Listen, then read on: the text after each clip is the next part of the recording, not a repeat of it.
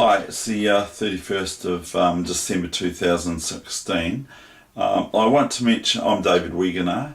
I want to mention, I've already spoken about that I used to play simultaneous chess in Cathedral Square of Christchurch, New Zealand. Used to play there and I still play chess there. And also that I played simultaneous chess in also shopping centres or shopping malls and all that sort of thing. Just make my hair a bit tidier, you know. It's not very good, I suppose. Anyway, and so one thing I really like about chess is, of course, I love to meet people that I meet. I meet people just even recently, and other people come to me and they say, I know who you are, and I go, who are you? And they say, well, I know you're good at chess and I'd like to have you coach me and all this stuff. And so I meet some good friends like that. They just seem to know, even though I haven't played simultaneous chess for a long time, and I'd only play 12 boards or so at a time, even though, and I don't actually play simultaneous chess, it's impossible.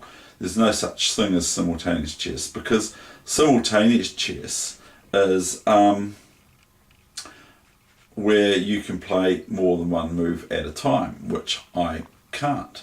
I can play games of chess simultaneously, and some of my friends and that, they can play blindfold simultaneous chess, which I find a little bit baffling. I can actually do 2 games or so, but I don't know if I can stretch it any more than 2. I don't think I'm comfortable with playing 2 games blindfold simultaneously. So anyway, but one thing I really like about chess is that it's an international language. You don't need to talk to your opponent or people you're playing, although I do, of course, but you don't need to talk to your opponents.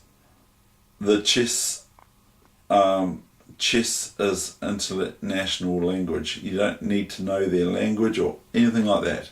You can just play them a game of chess and you can sit with them, and it's like they're friends from a long time back that you're good friends with. But so I like the people I meet, and I meet lots of professional people and all that sort of thing, as well as apart from that of chess.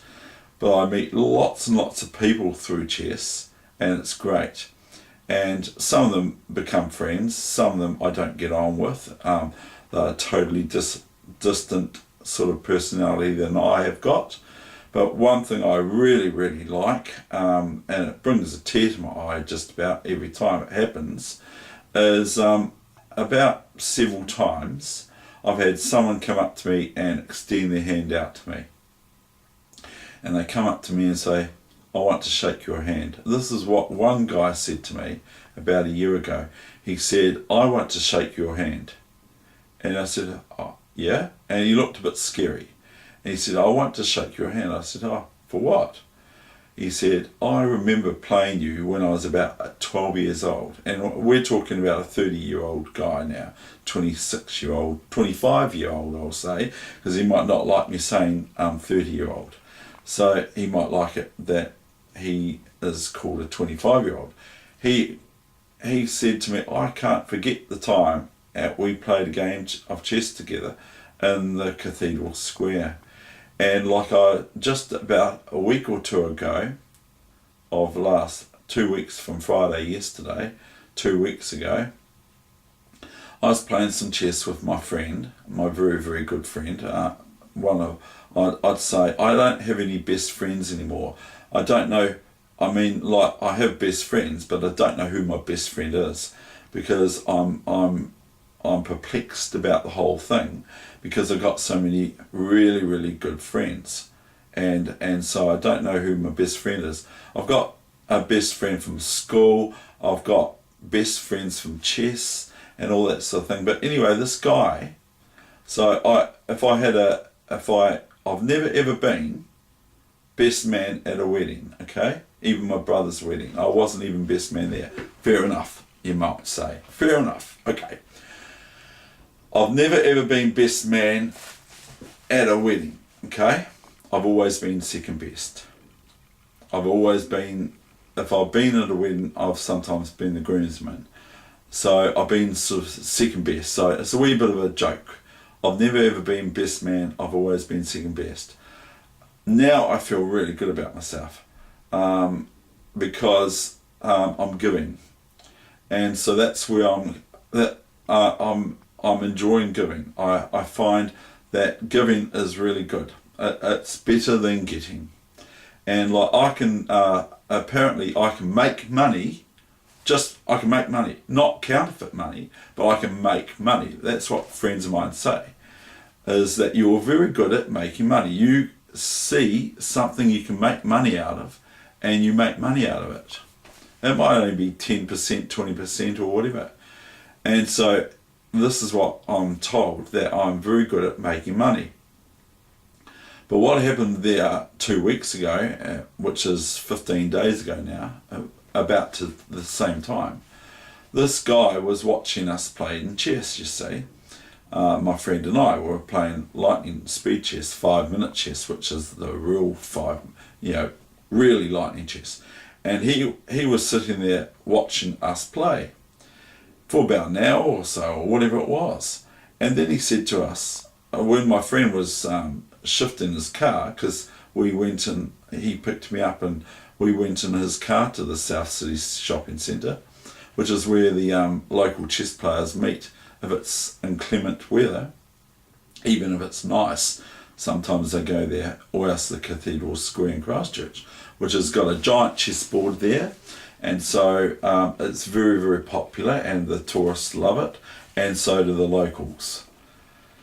So anyway, this guy says to me, when my friend is reparking his car, because it's only 2 hour length of time to park there, so he had to change his car around, which was manoeuvre his car to a new spot.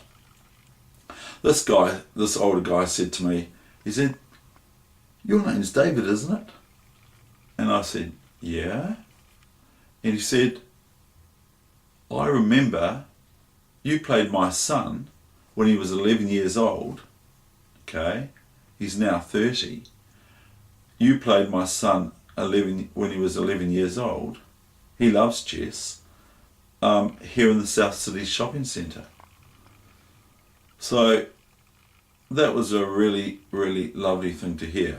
Okay, so they are the sorts of things that are treasures for chess for me. They are my sort of treasures. Now I want to talk to you real quickly about another memory I've got, which has only happened 3, 4, 5 weeks ago. I was at what I'm going to, this church. I won't drop what name it is, but I'm going to this church, and I went to their picnic because I found out, I like food, and there was a picnic afterwards, and I said, well, do I need to bring anything? And they said no, and I thought, sadly not, because I wanted to give some food, and they said, no, don't bring any food. So anyway, I went along to this place, and I met this, I met with all the parents and people around and all that sort of thing. I met there was a boy on the swing, okay? There were some swings there, about 4 swings or whatever. And this boy, all the other people were being pushed or whatever on their swing. And this boy was asking for someone to push him on the swing, you see. Anyway, I said, if it's all right, I'll push you on the swing. And he sort of like, fair enough, said no. He didn't know who I was, because and that sort of thing. Anyway, he said, oh no, or he didn't actually say no. He just said, so I said, okay, fair enough. And then for some reason, I asked him if he likes chess, and it's as if I knew that he plays chess, and he loves chess. He absolutely loves chess, but he doesn't get to beat his older brother. Now I asked him, how old are you? And he said to me, 6 1/4. Okay. Now, I just thought that was and I'm going to be 7 soon. And I didn't tell him about when someone else said that to me. Another 7 or 6-year-old said, I'm nearly 8. I'm going to be 8 soon, yay! And I said to this boy, a strong chess player from Auckland, and I can't mention names, but he was going from 7 to 8, and he's a very, very, very, very good chess player. But anyway, I said to him, when you're young, you look forward to being older. When you're older, you don't look forward to being older. And so, it might have been water off a duck's back. But anyway, I'll get back to the story about at the church picnic, you see. So I asked him how old he is, and he said 6. He duly said he's 6 1/4. And I thought that was quite cool. But anyway, we got down to where I found out that he plays chess. So I said, look, if your mother and father, if your parents are okay with me teaching you, I'll teach you chess. I'll make you better than your brother, you see. And so we were talking away, and anyway, I said to him, I noticed he had one tooth missing, you see.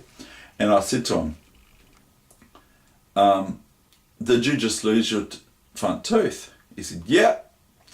And I said, what did you get for your tooth? Because when I was a kid and all that sort of stuff, and he didn't say anything. He wasn't like me. He didn't say anything. He went into his pocket, into his left pocket. Left pocket? Or was it his right pocket? I think it was his left pocket. He went into his left pocket and he pulled out a $2 coin. Okay, that's our $2 note sort of thing. It's a $2 coin.